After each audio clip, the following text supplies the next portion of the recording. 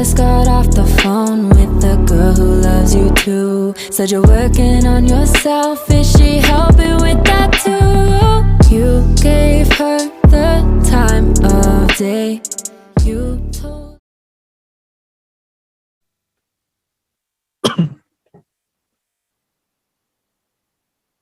Oke, kita mulai.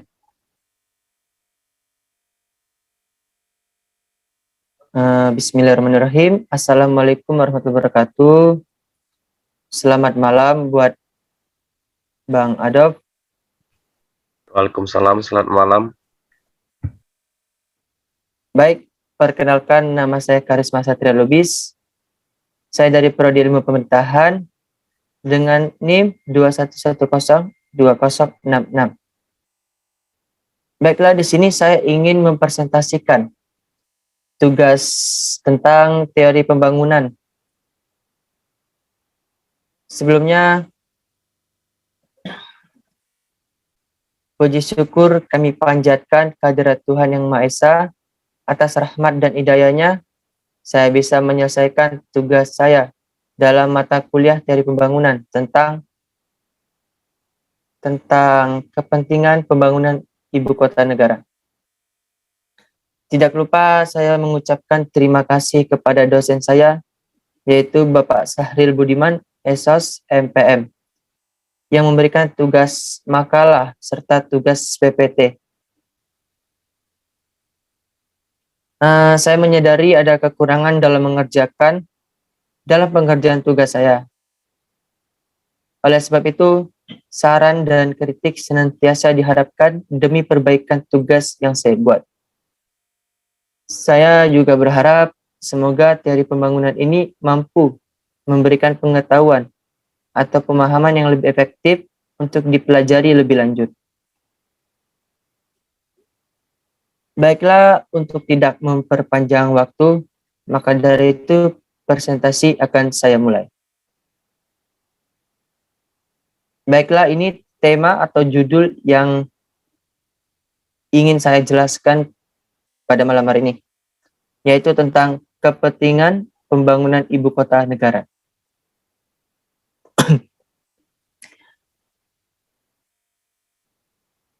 Seperti kita ketahui bahwa ibu kota merupakan pusat pemerintahan, peran tersebut membuat ibu kota menjadi simbol suatu negara yang dapat menunjukkan siapa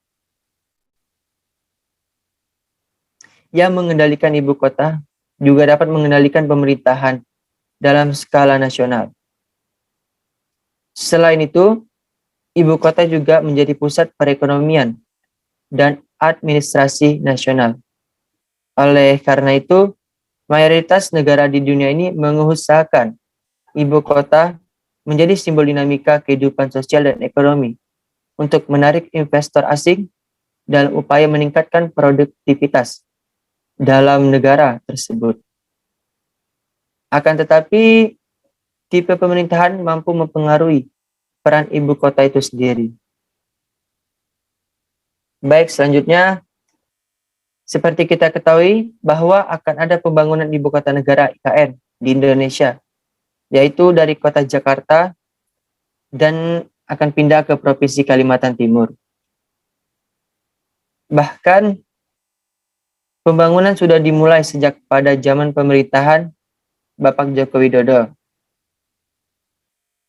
Pemerintah berencana akan dimulai pembinaan pertengahan tahun 2022 dan secara bertahap pada tahun 2024.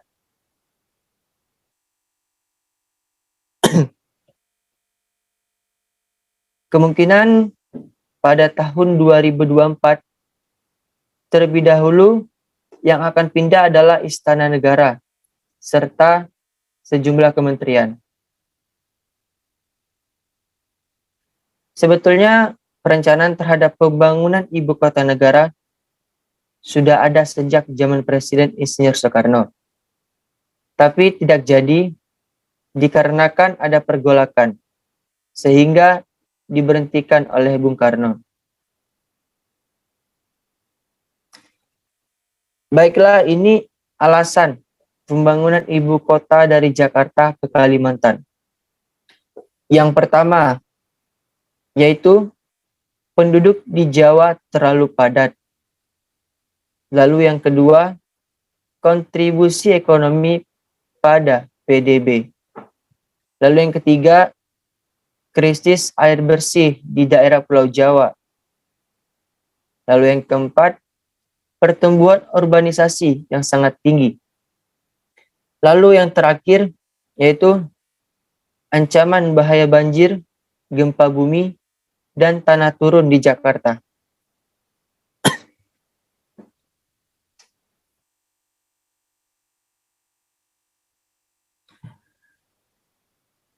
Baiklah, kenapa penduduk Jawa terlalu padat?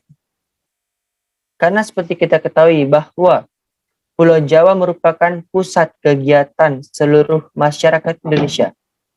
Sehingga banyak orang yang ingin tinggal di Pulau Jawa, yang mengakibatkan kepadatan penduduk di pulau tersebut. Lalu, Pulau Jawa merupakan pulau dengan kepadatan penduduk tertinggi di Indonesia. Antara lain disebabkan karena kesuburan lahannya untuk pertanian. Namanya pun zaman dulu adalah Jawa Dipa, yang menunjukkan kesuburannya. Tongkat kayu yang ditancapkan di tanah bisa menjadi tanaman. Ternak bisa gemuk karena rumputnya hijau di mana-mana. Karena kesuburannya, Pulau Jawa menarik pendatang, sehingga menjadi paling padat di daerah Indonesia. Oke, selanjutnya. Kenapa bisa krisis ekonomi? Baik, menurut Heru Santoso, faktor tersebar penyebab krisis air di Jawa adalah perubahan iklim.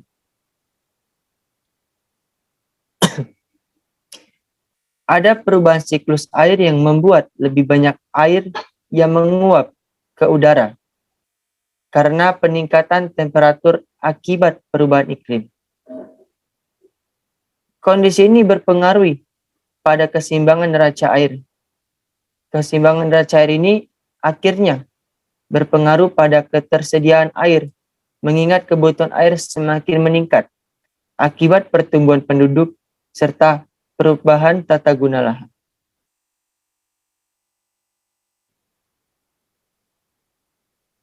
Baik, lalu apa saja dampak yang terjadi dari pertumbuhan urbanisasi yang sangat tinggi?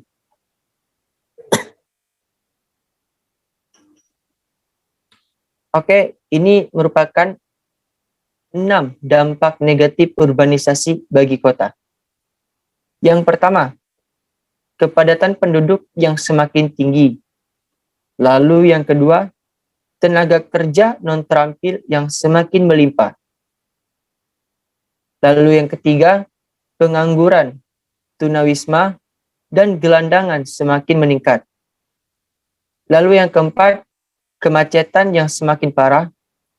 Lalu yang kelima, kriminalitas yang semakin tinggi.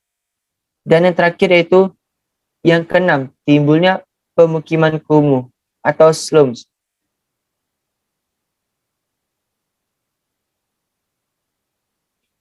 Oke, ini merupakan dampak urbanisasi bagi desa. Yang pertama, berkurangnya tenaga kerja di desa. Lalu yang kedua, pembangunan di desa menjadi terhambat. Lalu yang ketiga, produktivitas pertanian kian menurun.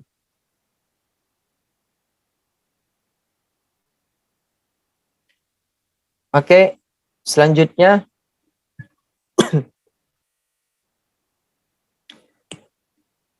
pemindahan ibu kota ke provinsi alternatif akan menyebabkan perekonomian lebih terdiversifikasi ke arah sektor yang lebih padat, sehingga dapat membantu untuk menurunkan kesenjangan antara kelompok pendapatan baik di tingkat regional maupun di tingkat nasional.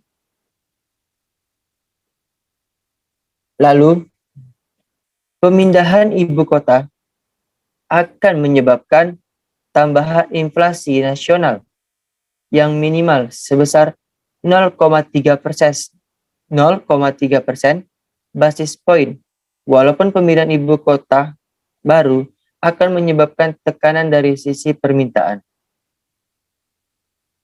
Lalu, dampak inflasi di provinsi lokasi ibu kota baru akan menjadi sangat minimal jika provinsi tersebut memiliki kesiapan infrastruktur yang lebih baik dan sektor produksi yang relatif beragam.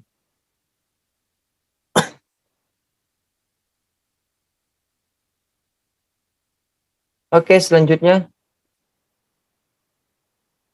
pemindahan ibu kota negara ke luar Jawa akan mendorong perdagangan antara wilayah di Indonesia. Di antaranya, perdagangan di dalam provinsi ibu kota baru lebih dari 50%. Wilayah Indonesia akan merasakan peningkatan arus perdagangan jika ibu kota negara dipindah ke provinsi yang memiliki konektivitas dengan provinsi lain yang baik. Lalu pemindahan ibu kota akan menciptakan dorongan investasi yang lebih luas pada wilayah lain, serta meningkatkan output beberapa sektor non-tradisional, terutama sektor jasa.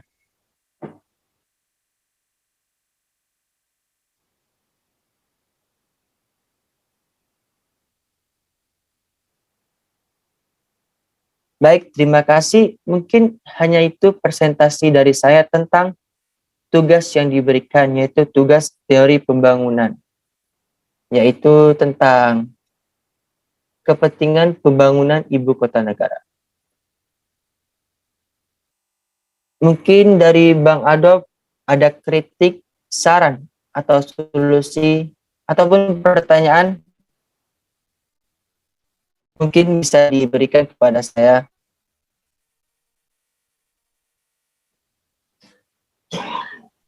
Baik, terima kasih Saudara Karisma Satria Lubis atas pemaparan hasil makalah yang sudah disusun. Untuk sebelum saya memberikan kritik, saya ingin bertanya, apa pentingnya pembangunan ibu kota baru? Tolong dijelaskan apa kepentingannya. Terima kasih.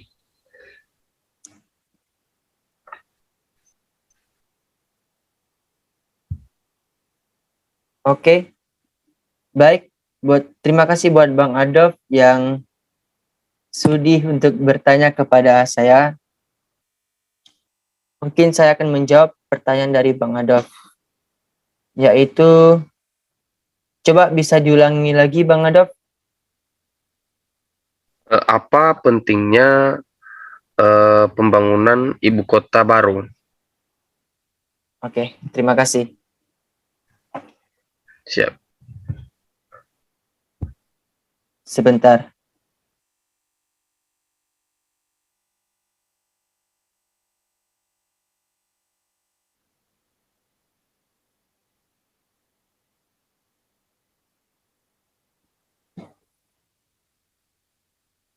Oke.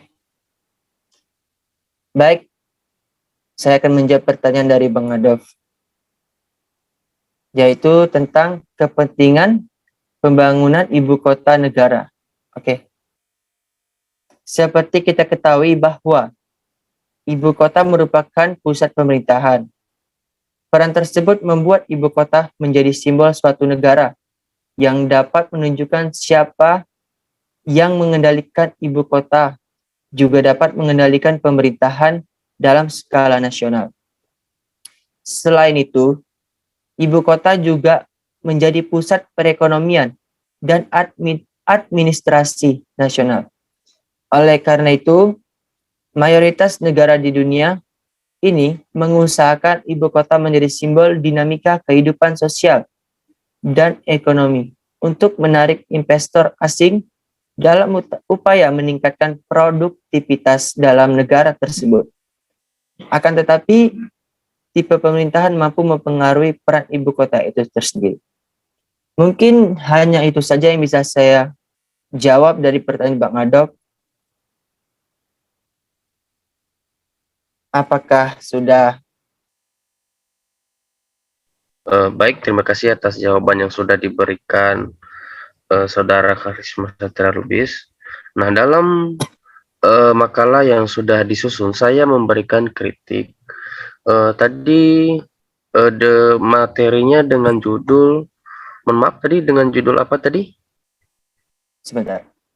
Dengan judul Kepentingan pembangunan ibu kota negara. Nah, ini dalam membangun ibu kota negara, ini suatu hal yang sangat efisien dalam membangun perekonomian ibu kota negara. Nah, tetapi dalam hal ini ya sedikit yang saya kritik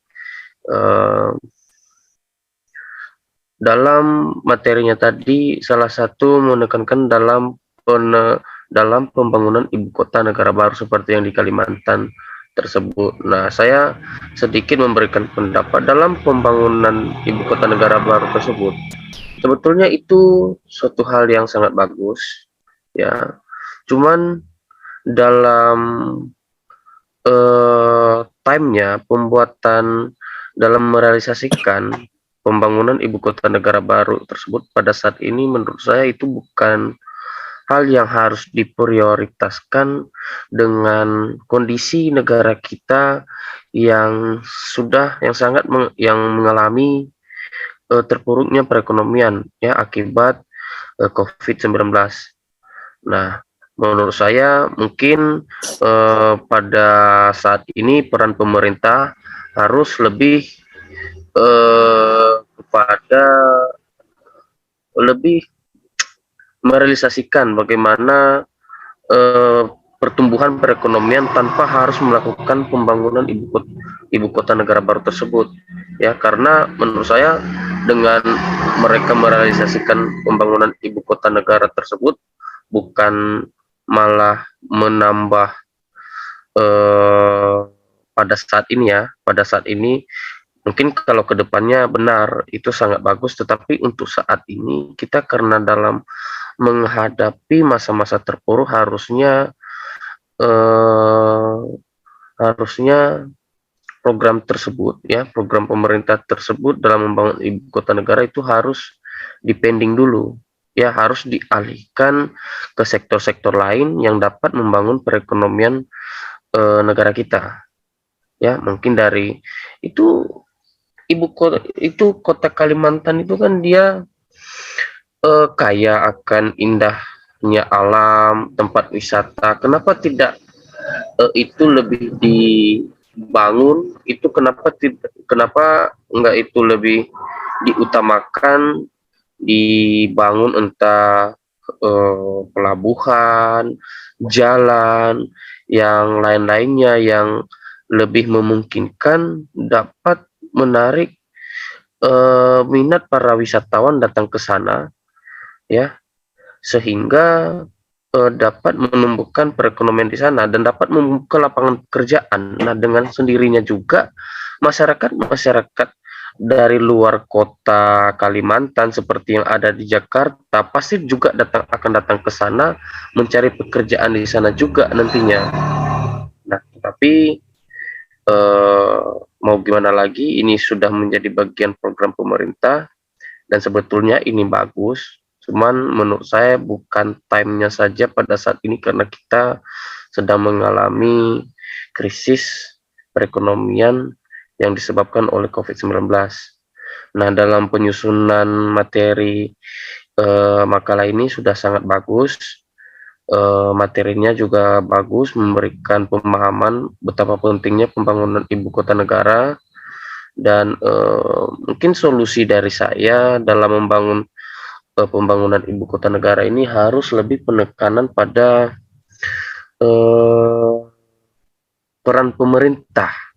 Peran pemerintah harus lebih agresif, lebih berpihak kepada masyarakat terhadap apa kebijakan-kebijakan apa keputusan yang mereka ambil dalam pembangunan ibu kota negara tersebut, ya, tidak menyalahgunakan anggaran dalam membangun dalam hal-hal yang tidak lebih bermanfaat, seperti contohnya ya, contohnya seperti yang ibu kota negara di DKI Jakarta sekarang ini, yang program pemerintah Gubernur Pak Anies itu membuat apa tuh namanya Formula E, ya, yang bahkan digadang-gadang sampai sekarang mengalami apa namanya pro dan kontra lah di antara di kalangan masyarakat. Ada yang mengatakan peran pemerintah dalam pembangunan perekonomian di kalangan masyarakat juga sangat penting, ya, karena di tangan mereka lah ada kebijakan kekuasaan yang dapat merubah perekonomian masyarakat dari keterpurukan, ya, bisa membuat mereka semakin sejahtera. Nah, kan banyak sekali cara yang dapat dilakukan pemerintah dalam membangun perekonomian di ibu kota, ya, misalnya membangun infrastruktur dan banyak-banyak lagi, baik dari segi apa namanya merealisasikan aturan dalam menjalankan sebuah pembangunan, misalnya, ya, memudahkan investor luar masuk ke negara kita, yang sehingga bisa membuka lapangan pekerjaan sebanyak-banyaknya terhadap masyarakat Indonesia. Nah, saya kira hal-hal tersebut dapat dilakukan pemerintah dalam mengatasi krisis perekonomian di negara ini, dan tidak lepas juga pada pembangunan ibu kota negara baru tadi. Nah, saya kira itu saja yang saya kritik, dan yang juga saya bisa berikan solusi terhadap materi makalah yang sudah disusun oleh Saudara Karisman dengan judul Kepentingan Pembangunan Ibu Kota Negara. Nah, sedikit lagi saya tambahkan. Tadi dia beralasan, coba di slide yang beberapa tadi dampaknya tadi di seperti yang di Jawa, tolong Karisman. Oke, baik Bang, sebentar. Oke.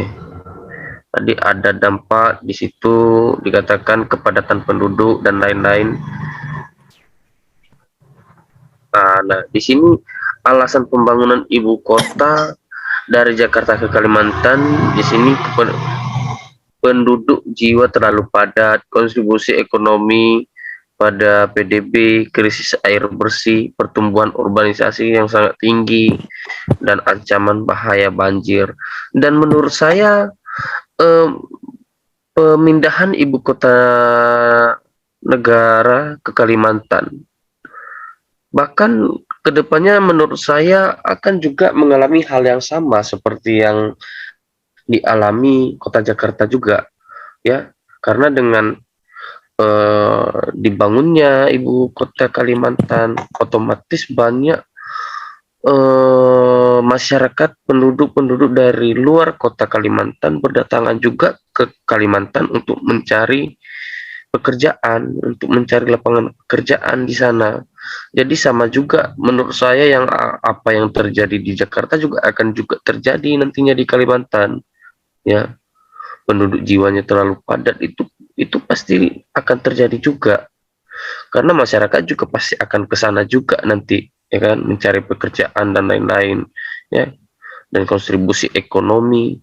Nah, dan pertumbuhan urbanisasi yang sangat tinggi, dan itu juga akan bisa terjadi ke depannya juga di sana. Dan inilah yang saya kritik dalam hal ini pembangunan ibu kota negara baru ini, ya. Apa yang alasan yang terjadi di ibu kota saat ini di Jakarta juga pasti akan terjadi di ibu kota Kalimantan yang sedang dibangun ini nanti. Tapi ini proses. Mungkin awal-awal oke lah. Tapi menurut saya kedepannya pasti juga akan mengalami hal yang sama seperti di ibu kota Jakarta. Nah, tetapi tidak lepas pada peran pemerintah dalam mengelola manajemen pertumbuhan perekonomian yang terjadi di ibu kota tersebut. Jadi kuncinya itu ada pada pemerintahan, karena kebijakan kekuasaan ada. Baik, itu saja yang bisa saya sampaikan, kritik dan saran pada materi yang sudah dibuat oleh Saudara Karisma Satria Lubis. Apabila ada hal-hal yang menyimpang terhadap kritikan yang saya berikan, saya minta maaf dan semoga bermanfaat bagi kita semua. Terima kasih.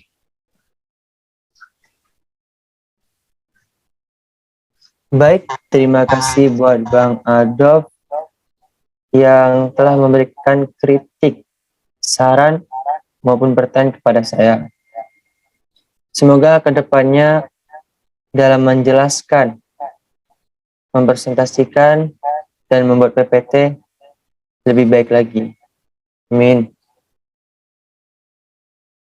Oke, baiklah.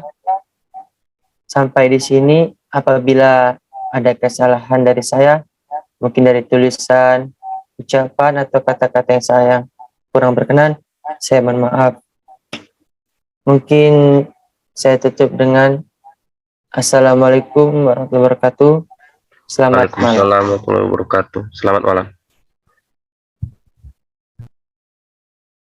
I just got off the phone with the girl who loves you too. Said you're working on yourself, is she helping with that too?